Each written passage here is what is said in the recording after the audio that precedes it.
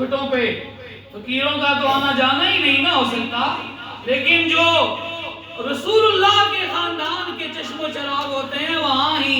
جو ہے وہ اہل دل جو ہے وہ محبت سے آ کر بیٹھتے ہیں۔ تو پھر میں دہراتا ہوں کہ ہمارے بزرگوں نے ہمیں کیا سبق پڑھایا ہے کہ تیری نسل پاک میں ہے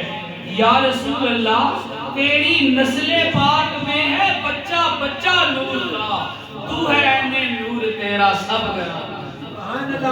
اس پاک کی بزم چونکہ تعارف بھی ہوتی ہے، اور ان سید زادے ہوں یا اولیاء کاملین ہوں، ان کی زندگی کا محور قرآن و سنت چونکہ ہوتا ہے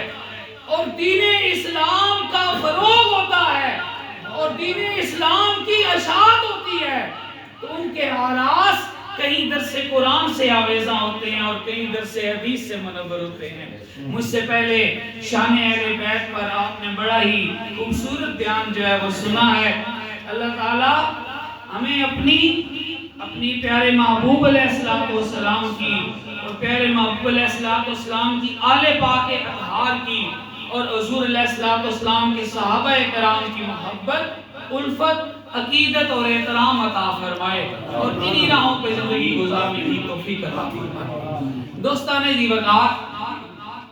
درس قرآن کے ضمن میں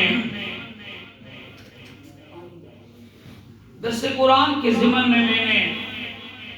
سورہ عصر کی تلاوت کا شرف حاصل کیا ہے، اور اپنے وقت میں اسی کے ضمن و ذیل میں چند گزارشات آپ کی سماعتوں کی نظر کرنی ہے۔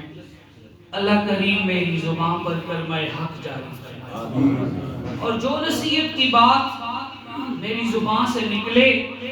اللہ کریم اس پر مجھے بھی عمل پیرا ہونے کی توفیق عطا فرمائے، اور سن کر آپ کو بھی اپنے جمال زندگی میں اضافہ کرنے کی توفیق عطا فرمائے۔ دوستان دی وقار، سورہ عصر قرآن حکیم کے 30ویں پارے میں درج ہے، اور یہ وہ سورہ مبارکہ ہے